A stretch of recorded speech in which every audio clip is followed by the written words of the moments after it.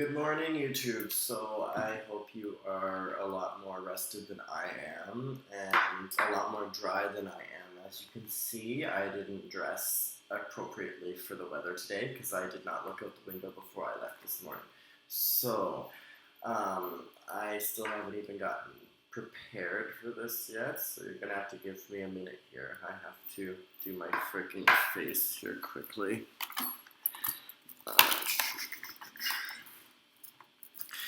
So, this weekend I'm going to be doing a video, another cocktails with, but I'm changing the name. The name is changing to drinks, and then it's going to say the location, because, yeah, copyright issues with a show that's already on TV. So, so besides that, I hope everybody's having an excellent week. I know mine was very productive for the most part. I haven't been feeling the greatest, so mine was very slow, and I've been just working on myself and my YouTube as much as possible, despite me feeling like shit. So I'm going to be doing a video next week. I'm going to be taking questions this weekend on anything you want me to talk about. So anything you want to hear me talk about, anything you want to hear my opinion, or if I've experienced it, then I want you to contact me this before Sunday so I can have all the material ready for next week. And then I'm going to discuss it in next week's video because, as I said before, I have 6 mini-series right now. And the 6th one hasn't came out yet, so I'm still organizing that right now. I'm going to cancel a couple of them because they're useless and they're not doing anything. So, so pretty much I have a lot of shit to do right now. Oh God. Okay, I think I'm ready. So today's video. So, as I've said in previous videos, I've been talking about social work, I've been talking about mental disorders, but I don't feel like I set it to my own personal experience and belief. I feel that I was talking more with what I learned in school and the policies I learned in school and what I need to follow, but I didn't really explain the actual real scenarios people actually go through as social workers and clients. So, and then I'm also going to talk about anxiety and panic disorders from a personal point of view, what I feel during my panic attacks and how maybe I can support you so when you have them it's not that difficult and it just probably doesn't last that long because, as I said before, a panic attack is all in your head. You're not actually dying, you just think you're dying. So the physical symptoms that come after, I'll explain why. Then hopefully your panic attacks stop or at least decrease a significant amount. So first of all, let's start with social work. So everybody always asks me, how do I know if my social worker is doing their job? How do I know if they're, what's the word I'm looking for? If their brain is where it needs to be? Is my social worker focusing on the important things in my case? And all those questions are very good questions, but you need to understand that a social worker has to assess the case file. The social worker has a file. It's usually very thin. It will say what the intake worker usually wrote. It will say what you need, what you don't need, what happened in the situation, your care plan if necessary, and it has to be updated weekly.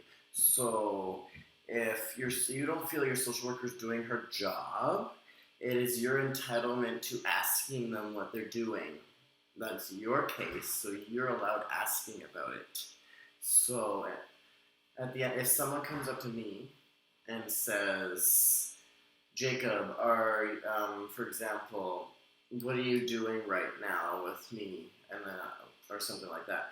I'll explain to them exactly what's going on right now. So, for example, for a scenario, let's just say, for example, I go into a home.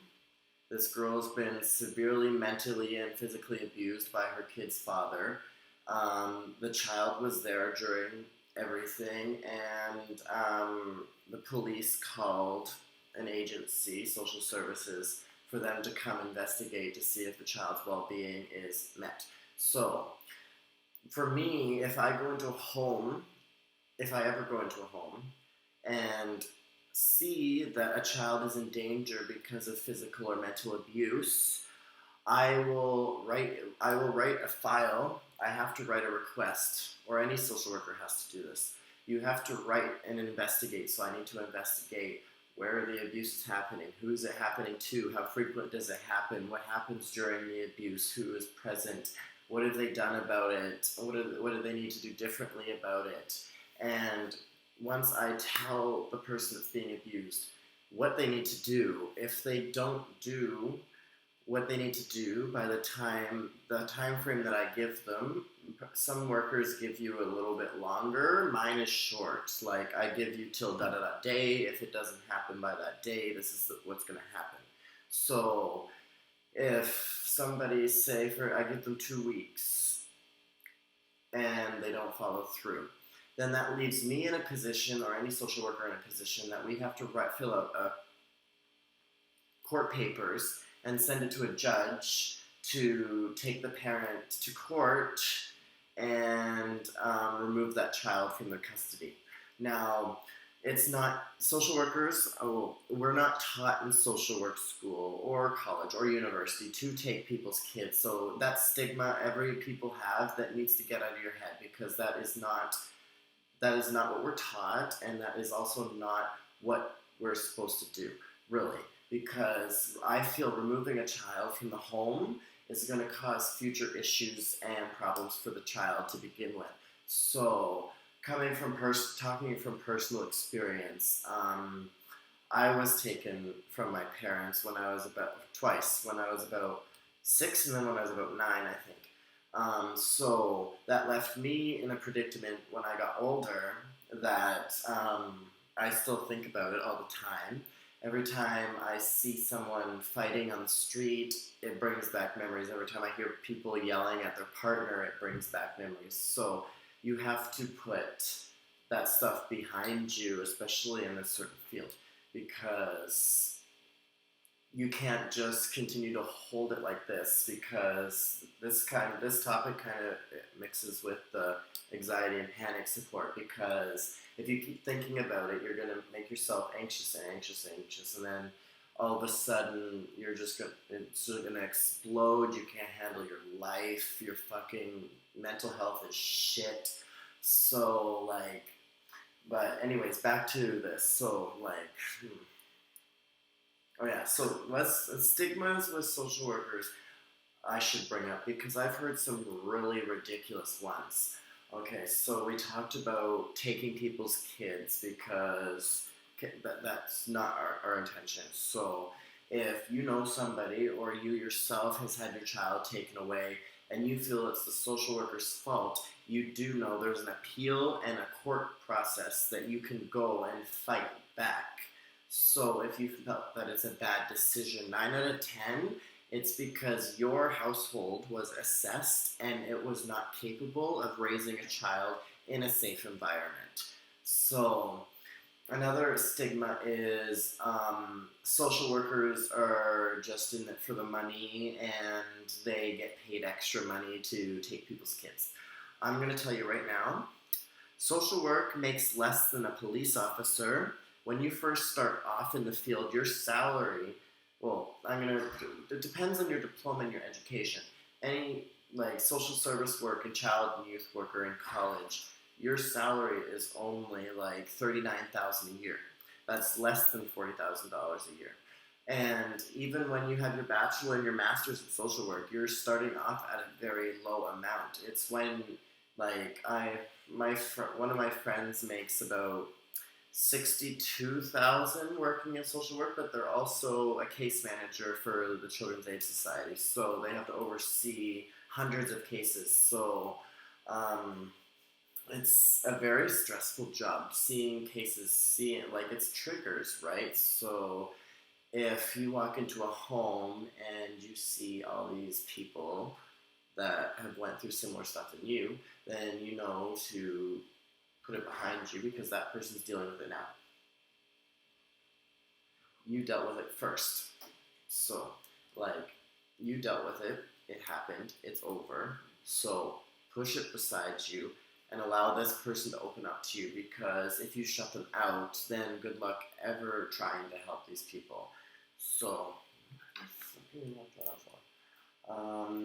let's see here. Okay.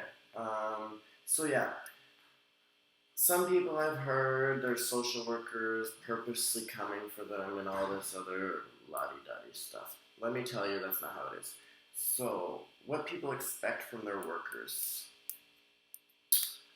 Um, a lot of people expect them to be Jesus, or a lot of people expect them to save the world, but that's not what it is.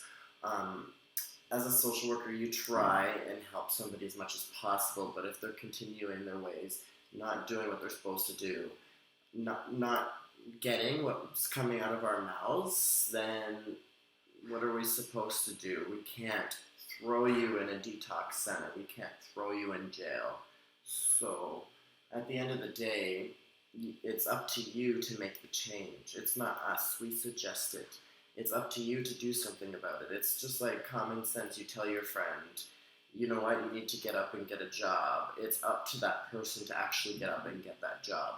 It's not up to you to drag them to Tim Hortons and fill out an application. That's not how it works in society. Well, it's not supposed to work like that. So, at the end of the day, there's so much stigma behind the Children's Aid Society. It's very sad because I feel we need an organization like the CAS. Because without the CAS, where would all these children be that actually are getting physically, emotionally, and sexually abused? And where would we be if a parent dies or something and a child has to go to a foster home or an adoption home? So, the CAS, which is the Children's Aid Society, it's a very good organization. It's just the certain people that have been hired within the organization have made it bad. And that's how I feel. I feel some of the workers that they employ have totally screwed the reputation of the Children's Aid Society all to hell. And can they ever get back their reputation? I don't know. So, like, they need something in place like that. But what I also feel is they need to change certain laws and ruling within the system because I feel they're giving social workers too much power over the clients when it should be equal because we're also people, we're coming to support you. We're not coming to control you or control your life. We're just there as a support system until there's something wrong and the child needs to be removed. But that's the only case with that is usually abuse, drugs, neglect, and filthiness. I've heard of several kids getting taken out of homes because it was a pigsty, the person was a hoarder, never washed clothes, it stunk, cats everywhere, whatever. So, like, at the end of the day, it's you had this child. This is how I feel. This is what I tell everybody. You had that child. So then raise that child. It doesn't matter if the child has anger issues. It doesn't matter if the child has ADHD or ADD. It doesn't matter if your child all of a sudden comes out with an addiction. Like, I know it's hard as a parent because I've also had to take care of children once in my life, but we're not going to get into that. So don't think I'm just talking out of my education. I'm talking about my experience too. So at the end of the day, it's about the child's protection. It's about the child's well-being.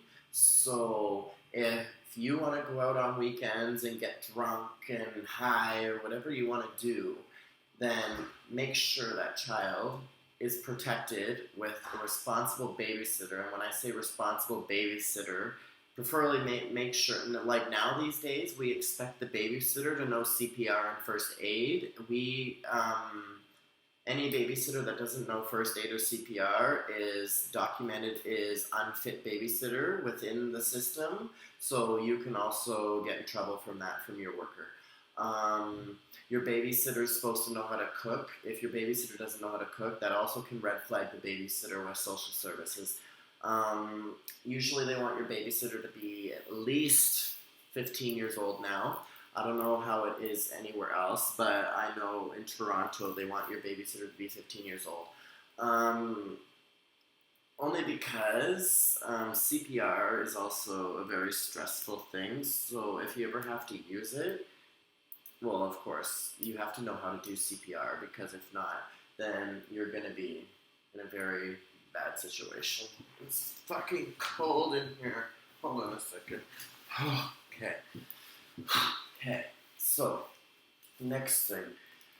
Dealing with social work, social workers, ethnics. That's a big one I'm going to bring up right now. In social work, we are taught ethics, professionalism, that kind of stuff. So we need to maintain a professional level with the clients. Now we're saying that if I'm out, this is another stigma I've heard, that you're a social worker, you're out for a drink with your friends, and one of your clients walks into the same bar, you have to get up and leave. But that's not the case.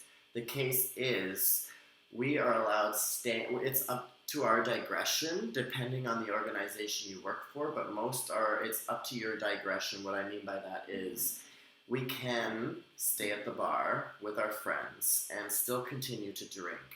But if the client comes over to us and engages in a conversation, then we are left in the predicament of what happens if somebody calls or reports that we were there drinking and takes a picture or has evidence that can prove us guilty when we're really not, and proves something that didn't really happen, but then we can lose our jobs because of the fact that we were engaging with the client while we weren't at work. So me personally, I see a lot of people, I see a lot of people on the street. So me personally, I don't leave because I don't hang out with the same people that the people I give counseling to. I don't hang out with the same people they do. I hang out with a whole different, let's say, crowd than they do. So, like, I just lost my train of thought. Oh, it's too early in the morning for this shit. Yeah, so, like, I come from a small town. So, when I was growing up, most of the social workers everybody knew because of the fact that it was a small town. It was like 5,000 people.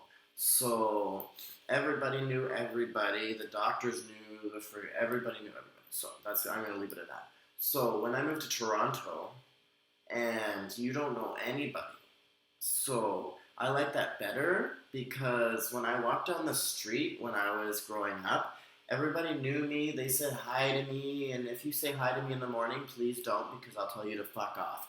I'm not a morning person at all. So, I like Toronto because when I walk down the street, nobody says hi to me, nobody knows me for the most part. It's good because I can't stand, good morning, yes, please say it and get on with your life. Don't say it 100,000 times from 9 a.m. to 11 o'clock because I'm going to get mad at you. How many times, hello, hi, and then, no. So, back to, so I'm trying to think what I need to, yeah, we were talking about professional ethics. I'm all over the place this morning. So, ethics and professionalism. A lot of stories and stigmas have went behind professionalism and stigmas. So, for example, you cannot have a personal relationship with your social worker. You cannot refer to them as your friend. You can't refer to us as your mother, father. Not that. That's not professional. We have to stop you right there. So we are a support system. We are your worker, your social worker, your, I don't know, counselor, your support worker. We cannot have personal relationships. So for you to say that we are your friend puts us in a predicament where we have to bring up like barriers, and we have to put a bridge, we have to pull the bridge up, or however you want to say it, and say no, no, no, no. That's where the line stops right now. We have to stop the conversation. We have to explain it to them how it works, because if you don't, that can also put you in a very predicament situation. Because, excuse me, if you think that your social worker is your friend, and they start to, I've seen this before, people start to get feelings for their social worker, because this happened to me several times. So you have to put that barrier up. Me personally, I usually just go to the supervisor and give the case file back to the supervisor, explain what happened, and tell them to refer them to a different social worker. So that's for my own protection. It's not because I don't like being hit on, it's because I have to have that professional level in that setting.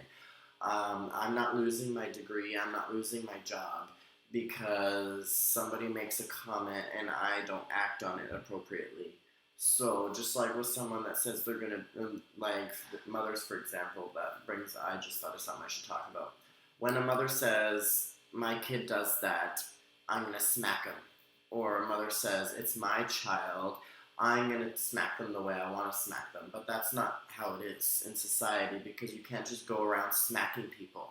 So that's why they changed the law, because abuse is abuse. It doesn't matter if you're punishing your child. It doesn't matter if it's lightly. You're still abusing your child. So what is that teaching your child when you smack them for doing something bad? Then that's going to teach them to smack people when they feel they're being bad. And it's a repeating cycle. So at the end of the day, spanking and abuse, I'm going to call it abuse because it is abuse. When you abuse your child, that's not teaching your child to be an adult when they grow up, because adults aren't supposed to go around fighting everybody they see, punching everybody out they see. And that's what I seen in high school. A lot of the children that were spanked as a child, then at the end of the day, they started the cycle, and it's just a repeating fucking cycle, constantly. It's ridiculous. Just stop spanking your children, then you won't have a problem. So, me personally, I don't have a problem with spanking to a point, as long as the pants are up and you do it like a tap. If I can hear it, you're doing it too hard. So, what other things do people do to punish their child?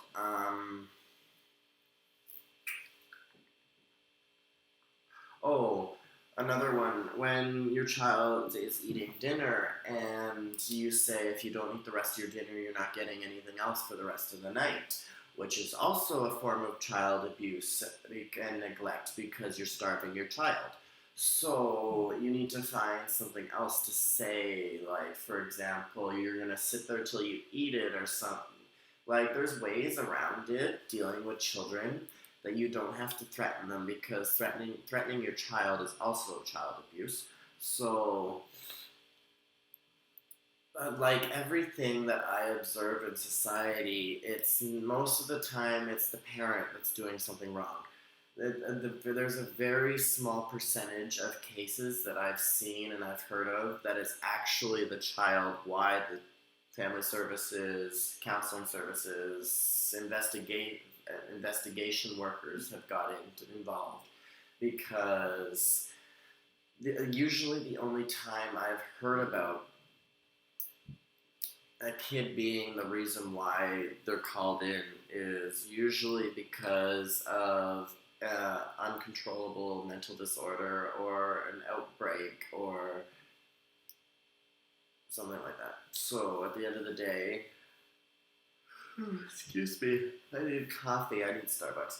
Um, so yeah, let me think here.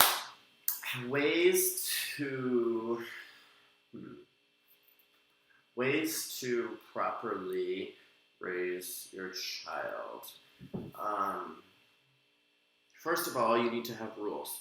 They need to be in place. You can't keep changing your rules. It's just like with the social service system. You can't keep constantly changing and changing and changing because then that's just not gonna. You're setting them up for failure. There's nothing that they're not gonna comprehend anything because you keep changing it. So they're not even gonna understand what you're doing, what your goal is, what your plan of care meets, that kind of stuff. So I'm just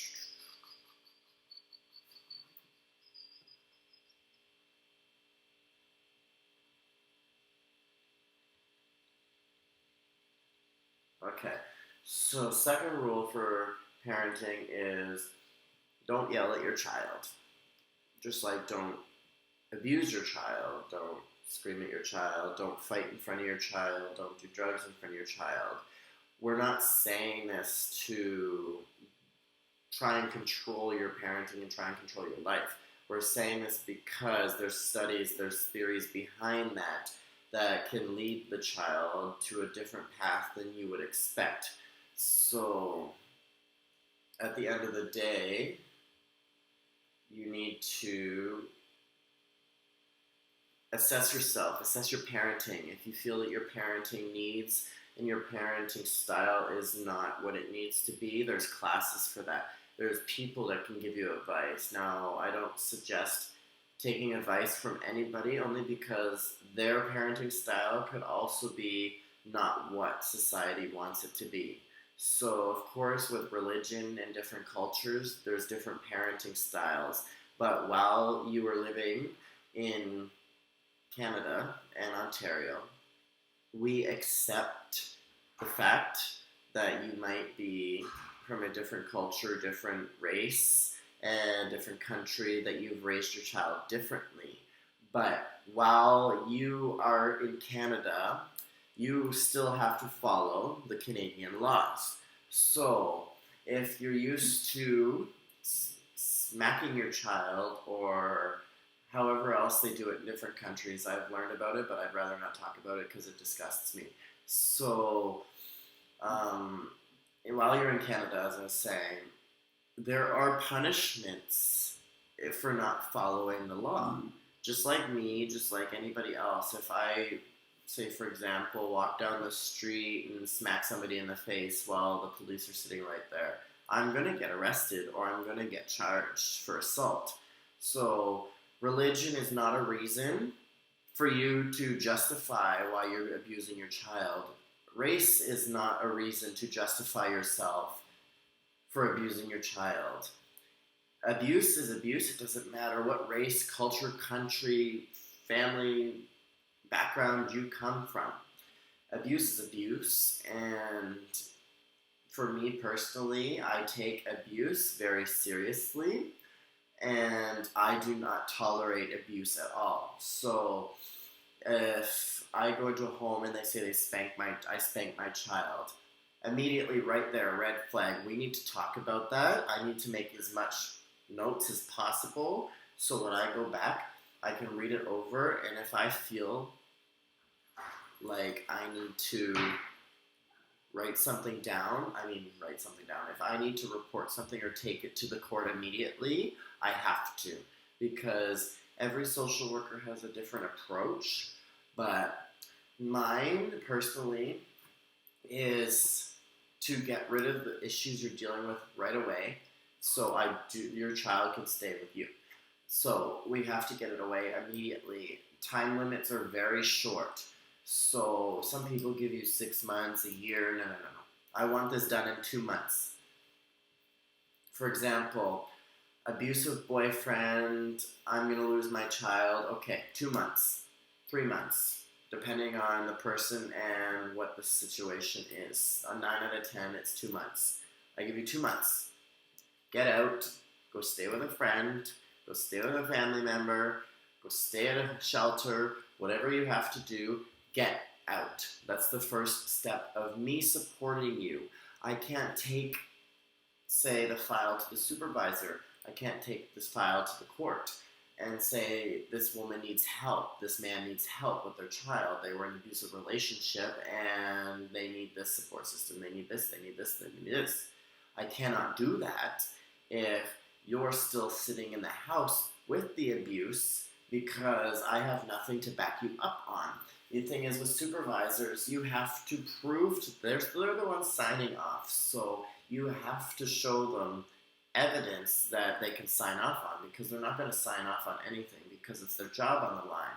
So at the end of the day, you have to assess the importance of the case. So back to parenting, I found this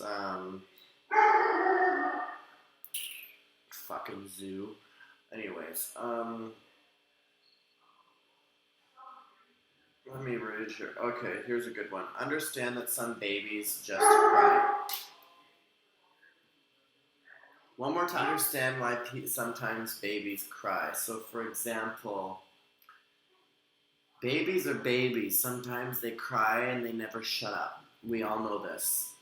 It's very, very annoying at times. So, you checked everything.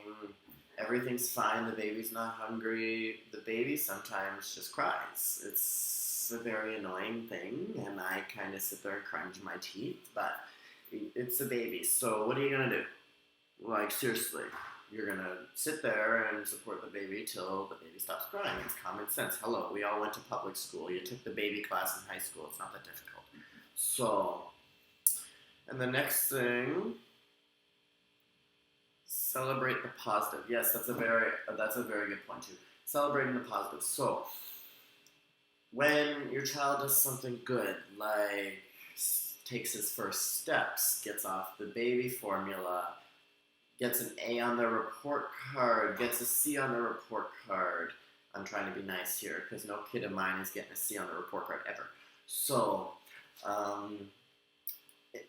in child development, when the child is very young, you have the opportunity of very big things, like the child's brain and thought process when the child's young is actually very more advanced than when you're older like me.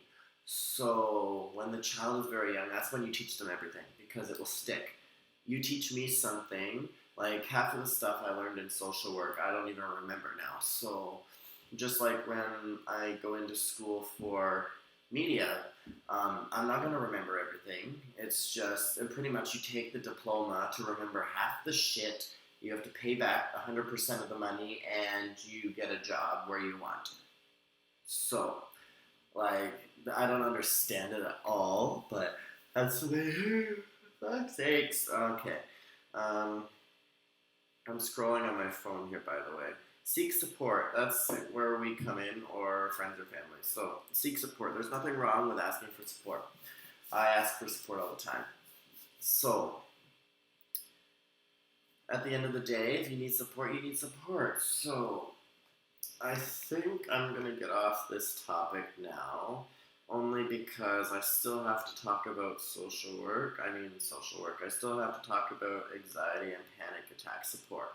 So, getting to, excuse me, anxiety and panic disorder support. So, first of all, I'm going to just explore, hold on, actually, I should write this chart down while we're sitting on camera before I start talking about it.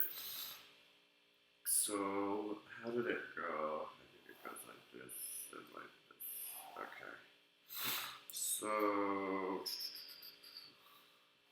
around the circle.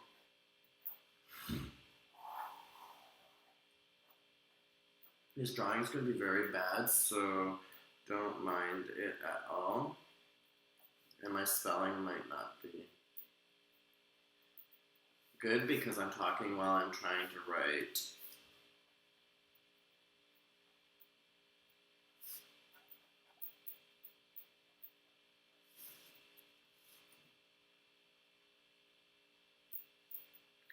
What was the last one? Oh. No, my pen died. I hate when that happens. Good thing I have another one.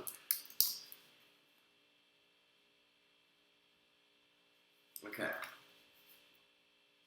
So, first of all, let's explain in detail panic attack symptoms. So, for me, when I have panic attacks, it's very intense chest pain.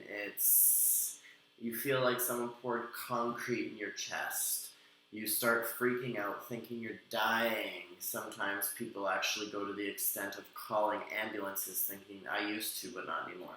So I start to sweat, my hands get all clammy and cold, my freaking legs go numb, I get shooting pain from my shoulder down my side and in my chest and in my back, and I get really sore after panic attacks. I get really tired. I can't think properly, I get dizzy, I feel like I'm going to faint. So those are pretty much what I experience when I have panic attacks. So some people actually pass out because you're not breathing properly, because a panic attack is usually because your breathing is off and your body is setting off the inner alarms that, oh shit, something's actually wrong, your thoughts. So I'm going to show you a chart. It's going to be backwards because I'm not writing backwards. This is a CBT chart.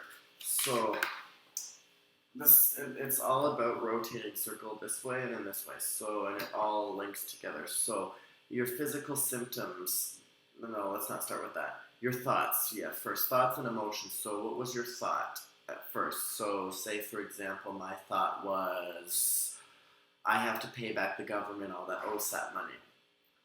So that thought would turn into emotion. So the emotion, I will say, oh my god, I'm sad, freaking out, a little bit angry and anxious, that kind of stuff.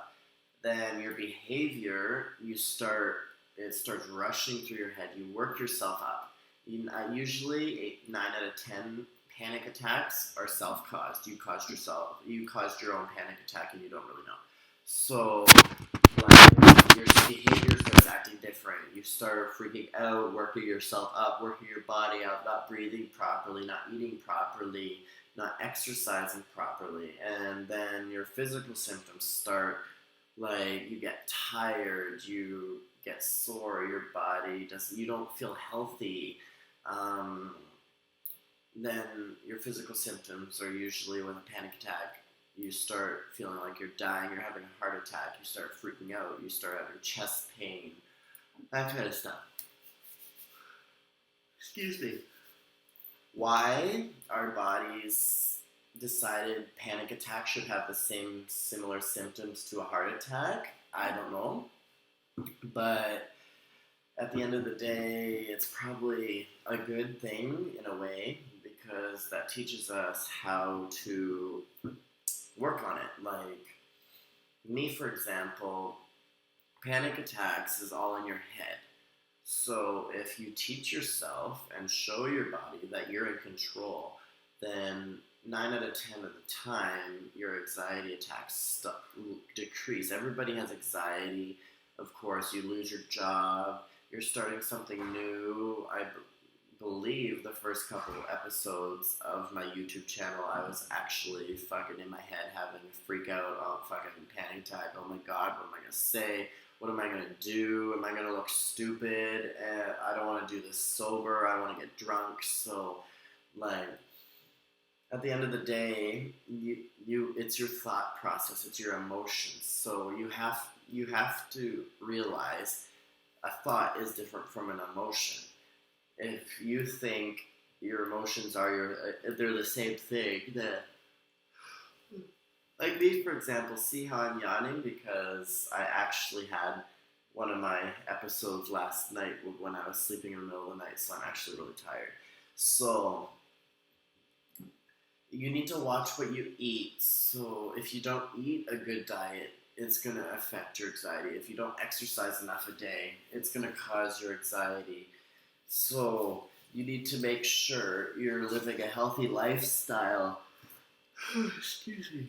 For example, cigarettes. There's a lot of people that think smoking a cigarette in a panic attack helps, but it really doesn't, because you see, when you have a panic attack, your blood pressure skyrockets to 140 or something like that. And when you smoke a cigarette, your blood pressure increases as well. So, of course, when you're having or skyrocketed blood pressure, you're gonna feel dizzy, you're gonna feel like you're gonna faint, and that kind of stuff. And I don't. It's the chest pains and the arm pain and every other pain you have in your body when you have chest pain. I mean, panic attacks is because, say, my hands are your muscles in your chest or your body. My hands are your muscles. So when you go into a panic attack, your mind's freaking out. So it sends messages to the rest of your body to freak out. So your muscles start going like this. So when your muscles start going like this, the pain that you're feeling inside is actually not pain. It's your nerves acting up. So, my leg's going numb. I crossed it, my leg's too long. So when your body's going like this, freaking out, then you're start going to get symptoms. Your body's overworking itself. So of course your heart rate's going to start going like this. And of course you're going to start sweating, because it's just like doing a workout, technically. Excuse me. So how can you be of a support to somebody with anxiety or panic disorder? Just pretty much, you have to make sure that they know that you're there for them. Nothing's going to happen to them. So, and sit there and just talk to them, comfort them, and make sure they realize that you are there to help them. You are there and they know what's going on. Because a lot of the time they feel that they're dying. So just remind them they're not. Remind them they're not dying. Remind them that it's okay and everything's going to be fine. How else can you support them? Try asking them what they could do better about their panic attacks. Ask them what they can do differently. Ask them if they've tried CBT, which is cognitive behavioral therapy. Ask them if they're on medication. Ask them, have they taken their medication? Are they taking it frequently? Are they taking it responsibly? What are they doing that can cause anxiety attacks? Because too much caffeine, not enough physical activity, alcohol, illegal drugs all contribute to anxiety. So, like for me, for example, when I go out to a bar and drink a lot, if I buy a 26er, I go to a friend's house, we get totally sloshed. I go to the bar, I get more drunk there, where I end up running outside, throwing up or something like that.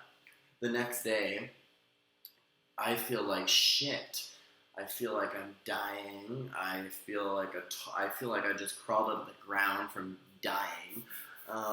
It's not really worth it, but it's also my life, and I've learned how to control my life. So some people can't, which I'm sorry to hear, but hopefully the freaking support systems we have now for people with anxiety increase a little bit more, and they can hopefully not be so anxious all the time, because I know how it felt. For at least 2 weeks straight one time, I constantly was freaking out. I was constantly anxious, and it never went away, and it's fucking terrible.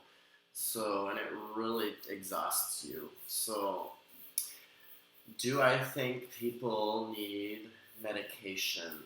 I think some people need medication, just like with any other mental disorder, without any other health issue. Some people do need the medication, some people don't. So it all depends on you and your own body. So me personally don't need the medication as of this moment, but later on in life I might need the medication.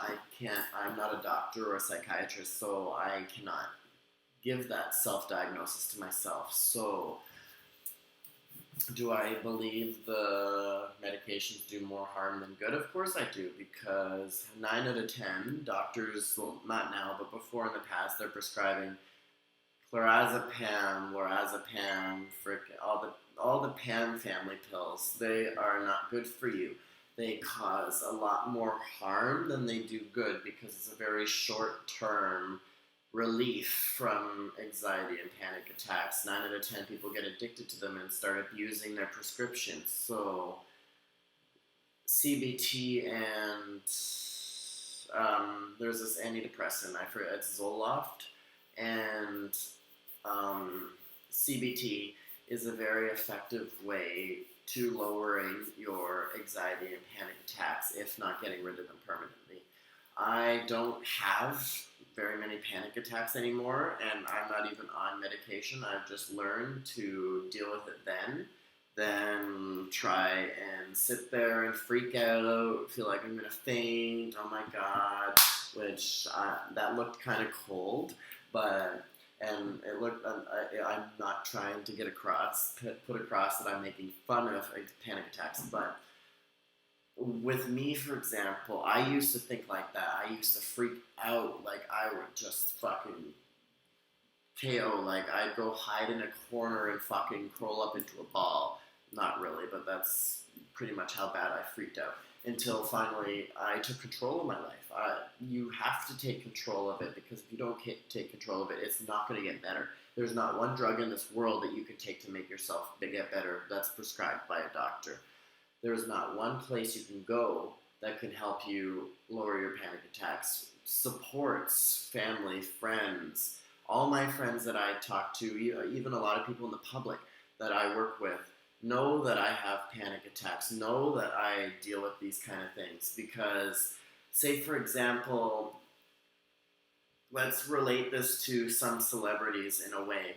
Like some celebrities you've seen on TV or YouTube that they've actually collapsed on stage. That's irrelevant. But for me, for example, in the future, if I'm talking on camera, if I'm interviewing someone, if I'm somewhere, like if I'm doing the same thing I'm doing now on camera, on television, I want the people that I want my coworkers, I want the producers to know what I'm dealing with, what I deal with, what I'm not necessarily what I'm diagnosed with, because it's not really their business, but I want them to know what I deal with. So, for example, if I'm doing, what's it called? Like when I'm doing live, or when I'm not necessarily when I'm doing an interview, but when I first start out, if I'm having a panic attack, you're gonna sit there and look really awkward on camera, like so you're gonna freeze. So I want them to realize. So if I give them a signal and end up ending the whole recording and take 10 minutes to myself, I want them to understand why. So it's more understanding, it's honesty, it's respect for you from your employer. Because if they don't respect you, you're not going to respect them. If they don't respect your well-being, then you're working for the wrong organization. So, personally to me, I don't know where I might be in a year. I don't know what I'm going to be doing in a year. I'm planning a whole bunch of stuff. I don't know if I'll be in Toronto. I don't know if I'll be in Montreal. I don't know if I'll be in the States. I don't know if I'll be in LA. I don't know as of yet. So at the end of the day, I still have to figure that out. And of course, that process causes me to be anxious as well. So don't think that just because I have the tips, the school, and the information on how to deal with my panic attacks, that I don't still get them. I don't suffer from them. It doesn't bother me. I don't get anxious all the time, because I do.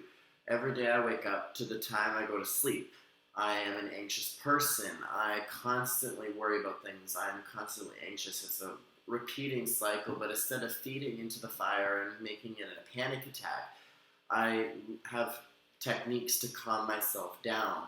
So I understand what a lot of people in society feel when they have panic disorder, because I share that relationship with them in that certain diagnosis. So, really, the only thing you can do for yourself is stay calm. I know it's hard when you're in a panic attack. You feel like you're having a heart attack. It's ridiculous. It's scary. It's terrifying. So, what you need to do for yourself is come up with some techniques that you can calm yourself down. I don't care what the techniques are. Everybody's different. Me, I don't have techniques. I just sit there and breathe and let it ride out because they teach you grounding techniques, but just the sound of it is fucking stupid. So my feet are on the ground. I am on the damn ground. I'm freaking out like, hello, bye. So I personally go on YouTube and most of the time and watch people that I admire on YouTube so I can calm myself down. I don't know, everybody's different, but watching people on YouTube, watching certain people that I respect on YouTube is the reason why I calm down because I'm distracting my mind from freaking out onto something else. So then you start to calm down. Chamomile tea is good. I can't drink coffee. A lot of limitations to my diet because of the panic disorder. Like I said, I can't have coffee. I can't have caffeine. I can't drink too much alcohol. I cannot smoke marijuana at all. I can't do drugs. I can't. I have to be active in my day. I have to have a lot of exercise. I have to eat properly. I drink a lot of water. So a lot of these things is a personal choice. You don't have to. You can ignore it and do what you want. But this is my personal. This is my health. So I feel that it's my responsibility over it. It's nobody else's. So at the end of the day, you can listen and lower your anxiety, or you don't listen and it gets worse and you continue and continue and continue and complain and complain and complain until you finally do something about it. So at the end of the day, you're not dying. Of course, if the chest pain lasts longer than 45 half an hour, it gets worse and starts shooting down your arm, you should seek medical assistance just to be on the safe side. But half of the time people call me, I'm in chest pain, I'm having a heart attack. It's not a heart attack, it's an anxiety or panic attack. So for your self-protection, of course, go to the hospital. But if you know you have panic disorder and you feel like you're having a heart attack, 9 out of 10, it's probably a panic attack, especially if you're my age. So that is the end of this video, but this weekend I'm going to be recording a video. I haven't really thought of what it's going to be about yet, so I'm going to get on that today. And next week is going to be the one where everybody asks questions, comments, and I read them online from my phone and see what I need to do better, what people like seeing, what people don't like seeing, what they want me to talk about. For example, they want me to talk about scarves. They want me to talk about Zara or Michael Kors. So anyways, until next week.